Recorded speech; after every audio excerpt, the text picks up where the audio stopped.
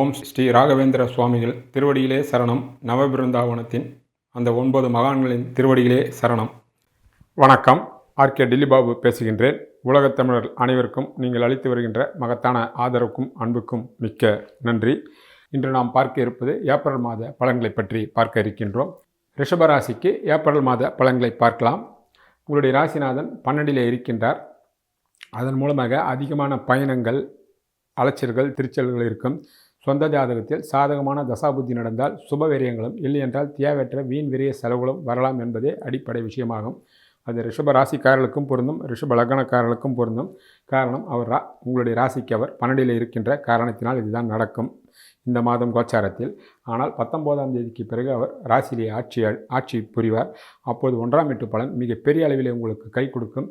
11 இருக்கக்கூடிய சூரியன், செவ்வாய், சனியாலும் பலவிதமான நன்மைகளும் யோகங்களும் வரும். சனியினுடைய 3ஆம் பார்வையால் பார்ப்பார். அப்போது ராசிநாதன் சுக்கிரன் மீதும் விழும். உங்கள் ராசிக்கு அவர் ராஜ யோகாதிபதி என்பதால், சுக்கிரனுக்கு நட்பு கிரகம் என்பதால் பலவிதமான நன்மைகள் வரும். ஆனாலும் எடுத்தோம் முடித்தோம் என்று இல்லாமல் சனியினுடைய பார்வை பட்டாலே நிதானம், மந்தம், அவர் மந்தன் என்ற பெயரால் காரணம் தங்கு தடையாகும். ஆனால் காரிய வெற்றியும் 1ஆம் வீட்டு பலன் ராசிநாதன் ராசியிலே ஆட்சி பெற்றிருப்பதால் 19ஆம் தேதிக்கு பிறகு மிக பெரிய அளவிலே வெற்றியும் யோகம் ஏதோ ஒரு வகையில் நிச்சயமாக மாத பிற்பகுதியில் ரிஷபராசிக்காரர்களுக்கு மிகப்பெரிய வாய்ப்புகள் பிரகாசமாக உண்டாகும். அதன் மூலமாக சகல விதமான வெற்றிகளும், சகல விதமான பேர், புகழ், அந்தஸ்து, கௌரவம் நிச்சயமாக கிடைக்கும் என்பதை நிச்சயமாக நீங்கள் எதிர்பார்க்கலாம். உங்களுடைய ராசிக்கு 2 கூடியவர் புதனாகின்றார். அவர் ஆரம்பத்திலே 10 பிறகு 10ஆம் தேதிக்கு பிறகு அவர் 11 இருக்கின்றார். ஆரம்பத்தில் அவர் 10 ராகுகேது சம்பந்தத்துடன் இருந்தாலும் 2 இருக்கக்கூடிய குரு பகவான் பார்வை செய்வதனால் 10ஆம் தேதி வரை குடும்பத்தில் மகிழ்ச்சி, சந்தோஷம், பொருளாதாரம் உயர்வு, கடன் இருந்தால் கடன் அடையக்கூடிய வாய்ப்பு, உங்களுக்கு சொல்லுக்கு ஒரு செல்வாக்கு கட்டாயம் உண்டாகக்கூடிய வாய்ப்புகள் உண்டாகும். 10ஆம் தேதிக்கு பிறகு அவர் மீனத்திலே மாறுவார், 11 மாறுவார். அப்பொழுது 11ஆம் வீட்டு அதிபதி 2 கூடியவர் 11. இது ஒரு அற்புதமான பரிவர்த்தனையாகும். 2ம் 11 உங்களுடைய கனவுகளும், ஆசைகளும், திட்டங்களும் அற்புதமான முறையிலே, குறிப்பாக பொருளாதார முறையிலே மிகப்பெரிய வெற்றி அடையும். சொந்த ஜாதகத்தில் 2ம் 11 இப்படிப்பட்ட கிரகங்கள் பரிவர்த்தனையாகி அதற்குண்டான தசாபுத்தி நடந்தால் இந்த காலகட்டத்தில் ரிஷபராசிக்காரருக்கு தொட்டது அத்தனை வெற்றி, தொட்டதெல்லாம் பொன், எதை தொட்டாலும் வெற்றி வெற்றி என்று வெற்றி முழக்கம் நீங்கள் கட்டாயம் அடையலாம். அதே வேளையில் 2ஆம் வீட்டை சனியுடன் சேர்ந்து செவ்வாய் பார்ப்பதனால் வாக்கு விஷயத்தில் நிதானமாக இருக்க வேண்டும். உங்கள் சொல்லால் நீங்களே ஒரு சில கோபதாபதமான வார்த்தைகளை பேசி காரியத்தை கெடுத்துவிடக்கூடிய சந்தர்ப்பங்கள் வரும். நிதானமாக நீங்கள் கையாள வேண்டும். அதை மட்டும் செய்தால் இந்த மாதம் 2ஆம் வீட்டின் மூலமாக மிகப்பெரிய யோகமும் வெற்றியும் தனலாபமும் கட்டாயம் அடையலாம். உங்களுடைய ராசிக்கு 3 கூடியவர் சந்திரன். இந்த சந்திரன் 4 கிரகம். இந்த சந்திரனுக்கு குரு, சுக்கிரன் எப்பொழுதெல்லாம் கோச்சாரத்தில் படுகின்றதோ அப்போதெல்லாம் 3ஆம் வீட்டின் மூலமாக வெற்றியும் லாபங்களும், இளைய சகோதரனுடைய மூலமாக அத்தனை விதமான நன்மைகளும் கட்டாயம் உண்டாகலாம்.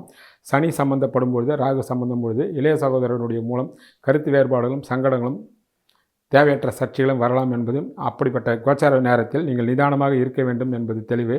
மற்றபடியாக உங்களுடைய தைரியத்திற்கும் வீரியத்திற்கும் எந்த விதமான குறைபாடும் இருக்காது என்பதே அடிப்படை விஷயம். உங்களுடைய ராசிக்கு 4 கூடியவர் சூரியன். அவர் ஆரம்பத்திலே 11 இருக்கின்றார். 4 கேது இருக்கின்றார். தான் வீட்டிற்கு அவர் 8 மறைந்து சனி செவ்வாயுடன் சம்பந்தப்பட்டிருப்பதால் ஆரம்பத்தில் உங்கள் உடல் ஆரோக்கியத்திலும், குறிப்பாக உங்களுடைய தாயாருடைய உடல் ஆரோக்கியத்திலும் கட்டாயம் கூடுதலான கவனம் தேவை. தாயாராக இருந்தாலும் தந்தையாக இருந்தாலும் உடல் நலத்தில் கட்டாயம் கூடுதலான அக்கறை தேவை. 14ஆம் தேதிக்கு பிறகு அவர் உச்சமடைவார்.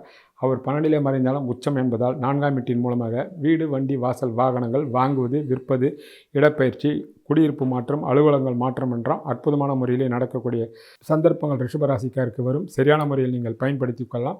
படிக்கின்ற மாணவ மாணவிகள் மட்டும் கட்டாயம் கல்வியில் கூடுதலான கவனத்தை செலுத்த வேண்டும். இல்லை என்றால் தேவையற்ற கவனச்சிதறல்கள் வரும் என்பதும் கவனத்தில் கொள்ள வேண்டிய விஷயங்களாகும்.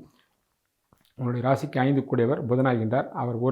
அவர் ஆரம்பத்திலே 10 பிறகும் அவர் 11 இருக்கின்றார். இருந்து 5ஆம் வீட்டை பார்க்கின்ற காரணத்தினால் உடன் செவ்வாய், சனி எல்லாம் சேர்ந்து பார்ப்பதினால் உங்கள் மனம் ஒரு நிலையாக இருக்காது. குழப்பிக்கொண்டே இருக்கும். நீங்கள் தெளிவாக இருக்க வேண்டும். என்னதான் தெளிவாக இருந்தாலும் புதன் நீசமாகி சனி செவ்வாயுடன் சேர்ந்திருப்பதனால் பலவிதமான குழப்பங்கள் உண்டாகும்.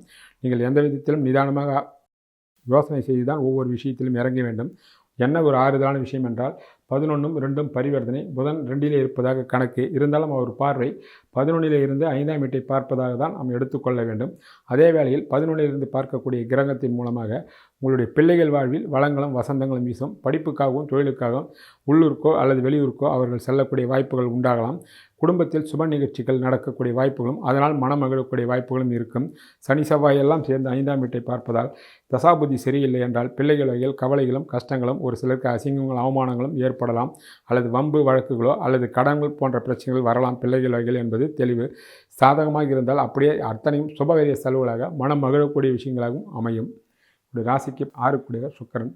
அவர் 12லிருந்து 6ஆம் வீட்டை பார்க்கிறார். 2ல் இருக்கக்கூடிய குரு பகவான் பார்க்கிறார். ஆக இந்த மாதம் ஏதோ ஒரு வகையில் உங்களுக்கு கடன் வரக்கூடிய வாய்ப்புகளோ அல்லது வீண் விரிய செலவுகளோ அல்லது வெளியூர்களுக்கோ வெளிநாடுகளுக்கோ செல்லக்கூடிய வாய்ப்புகளோ கட்டாயம் உண்டாகலாம். யோகமான தசாபுத்தி நடப்பவர்களுக்கு அத்தனையும் சுப செலவுகளாகவும் சுப விரயங்களாக ஆகிவிடும். இல்லை என்றால் தேவையற்ற வீண் விரிய செலவுகள் பிள்ளைகள் வகையிலோ அல்லது கணவன் மனைவி வகையிலோ அல்லது உங்களுடைய முயற்சிகளோ தேவையில்லாமல் தோல்வியை தரக்கூடிய வாய்ப்புகளாகவும் அமையும் என்பது தெளிவு. உங்களுடைய ராசிக்கு 7 செவ்வாய். அவர் ஆரம்பத்திலே 10லும் பிறகும் அவர் 11ல் இருக்கின்றார். 7ஆம் வீட்டு அதிபதி 11ல் இருப்பது லாபம்தான். இருந்தாலும் சனியுடன் சேர்ந்து இருப்பதினால் திருமணமாக இருக்கின்ற கணவன் மனைவி வகையில் திருமணம் ஆகியிருப்பவர்கள் ஒருவர் விட்டுத்தர வேண்டும். இல்லையென்ற தேவையற்ற குழப்பங்கள் வரும். திருமணமாகாத இருக்கின்ற இளைஞர்களுக்கும் இளம்பெண்ணுக்கும் பெண்ணையோ பிள்ளையோ பார்க்கும்போது மிக மிக கவனமாக பார்க்க வேண்டும். 7ஆம் வீட்டு அதிபதி சனியுடன் சேர்ந்து இருப்பதனால் தேவையில்லாமல் குணக்கேடான பிள்ளையோ பெண்ணையோ நீங்கள் தேர்வு செய்யக்கூடிய சந்தர்ப்பங்கள் வரும் என்பதால் மிக மிக எச்சரிக்கை தேவை. மற்ற இளைஞர்களும் இளம்பெண்களும் மற்றவரிடத்திலும் மிக ஜாக்கிரதையாக இருக்க வேண்டும். ஆணாக இருந்தாலும் பெண்ணாக இருந்தாலும். இல்லையென்றால் குணக்கேடான மனிதர்களிடத்தில் பழக்க வழக்கங்கள் வைத்துக்கொண்டு அதன் மூலமாக தேவையற்ற வம்பு வழக்குகள் மாட்டிக்கொள்வீர்கள் என்பது மிக மிக எச்சரிக்கையாக இருக்க வேண்டிய காலம் இது. ஒரு ராசிக்கு 8 குரு. அவரே தான் வீட்டை பார்ப்பதால் வம்பு வழக்குகள், அசிங்கங்கள், அவமானங்கள் எல்லாம் விமர்சனங்கள் எல்லாம் வரும். அதற்கு நீங்கள் முக்கியத்துவம் தர தேவையில்லை. அவர்கள் பின்னால் உங்களை விமர்சனம் செய்தால் அதை நீங்கள் கண்டுகொண்டாமல் உங்கள் நேர் வழியில் சென்றால் அவர்கள் விரைவில் காணாமல் போவார்கள். உங்களுடைய ராசிக்கு 9 சனி பகவான். அவர் 11ல் இருப்பதாலும் 14ஆம் தேதிக்கு பிறகு சூரியன் உச்சமடைவதால் 9ஆம் வீட்டின் மூலமாக லட்சுமி கடாட்சம் பெருகும். தந்தையவர்களாலும் பலவிதமான லாபங்களும் யோகங்களும் வரும். எண்ணிய காரியங்கள் ஈடேறும். தெய்வ கடாட்சத்தின் மூலமாகவும் குலதெய்வத்தினுடைய அருள் மூலமாகவும் எல்லா விதமான நன்மைகளும் நடைபெறும். தசாபுத்தி சரியில்லாதவர்களுக்கு சனியுடன் செவ்வாய் சம்பந்தப்பட்டு இருப்பதால் தசாபுத்தி சொந்த ஜாதகத்தில் சரியில்லாத இருப்பவர்களுக்கு தந்தை உறவுகளாலும் சிக்கல்களும் வீண் விரோதங்களும், ஒரு சிலருக்கு சொத்து பிரச்சனைகளும் வருவதற்கும் வாய்ப்புகள் உள்ளன. உங்களுடைய ராசிக்கு 10 சனி பகவான். அவர் 11ல் இருப்பதினால் தொழிலதிபர்களுக்கு மிகப்பெரிய வரப்பிரசாதமான காலம் இது. எடுத்த காரியங்கள் அத்தனையும் வெற்றி அடையும். பணியில் இருப்பவர்களுக்கும் பதவி உயர்வும் இடமாற்றங்களும் தாராளமாக நீங்கள் எதிர்பார்க்கலாம். எண்ணிய எண்ணங்கள் பூரணமாக கை கொடுக்கும். மூத்த சகோதரிடத்தில் மட்டும் விட்டு கொடுத்து சென்றால் மிகப்பெரிய வெற்றி இந்த மாதம் உங்களுக்கு காத்திருக்கிறது. உங்களுடைய ராசிக்கு 11 குருவாகின்றார். 10ஆம் தேதிக்கு பிறகு 11ம் 2ம் பரிவர்த்தனையாக இருப்பதனால் எதிலும் வெற்றி எங்கேயும் வெற்றி என்ற சந்தர்ப்பங்கள் கூடி வரும். பிரிந்திருந்த கணவன் மனைவிகள் ஒன்று சேர்வார்கள். முதல் திருமணம் சரியாக அமையாத போனவர்களுக்கு, தோல்வி அடைந்தவர்களுக்கு 2ஆம் திருமணம் வெற்றிகரமாகவும் அற்புதமான முறையிலே ஆகும். அப்படிப்பட்டவர்கள் இந்த காலகட்டத்தை பயன்படுத்தி கொள்ளலாம். நீதிமன்றங்களில் வழக்குகள் ஏதாவது உங்களுக்கு இருந்தால் உங்களுக்கு சாதகமான தீர்ப்பு வரக்கூடிய சந்தர்ப்பங்கள் அருமையாகவே அமையும். உடைய ராசிக்கு 12 செவ்வாய். 12லே ராசிநாதன் இருப்பதினால் உங்களுக்கு ஆகக்கூடிய செலவுகள் எல்லாம் சுபவிரிய செலவுகளாக இருக்குமே தவிர வீண் விரிய செலவுகள் இருப்பதற்கு வாய்ப்பு இல்லை. ஆக ரிஷபராசிக்காரர்களுக்கும் ரிஷபலக்கணக்காரர்களுக்கும் இந்த ஏப்ரல் மாத பலன் மிகப்பெரிய பொருளாதார மேன்மையும் உங்கள் சொல்லால் செல்வமும் செல்வாக்கும் அடையக்கூடிய வாய்ப்புகள் பிரகாசமாக உள்ளது. திட்டமிட்டு நீங்கள் அதை சரியான முறையில் பயன்படுத்தி கொள்ளலாம். வணக்கம். இந்த மாதத்திற்குண்டான தெய்வ வழிபாட்டினுடைய வழிமுறைகள். முருகப்பெருமானை வணங்கலாம். முருகர் கோயிலுக்கு அருகாமையில் உள்ள முருகன் கோயிலுக்கு சென்று நெய் தீபம் ஏற்றி வரலாம். ஆஞ்சநேயர் சுவாமியை சனிக்கிழமை தோறும் வணங்கலாம். லட்சுமி நரசிம்மருக்கு நெய் தீபம் ஏற்றி வணங்கலாம். ராம மந்திரத்தை பாராயணம் செய்யலாம். வாய்ப்பு வசதி உள்ளவர்கள் சுந்தரகாண்டத்தை படிக்கலாம். இது வெளிநாட்டில் உள்ள தமிழர்களும் இந்த தெய்வ படத்தையும் வைத்து வணங்கலாம். சுந்தரகாண்டத்தை பாராயணம் அங்கிருந்தே நீங்கள் செய்யலாம். ராம மந்திரத்தை ஜபிக்கலாம். இதெல்லாம் மிக மிக அற்புதமான பலன்களை தரக்கூடிய அமைப்புகளாகும். குறிப்பாக சனி செவ்வாய் சேர்க்கைக்காக முருகரையும் ஆஞ்சநேயரையும் வணங்குவது விசேஷமான பலன்களை தரும். பலவிதமான சங்கடங்களிலிருந்து நம்மை மீட்டெடுக்கக்கூடிய அற்புதமான தெய்வ வழிபாட்டு முறையாகும். நன்றி, வணக்கம்.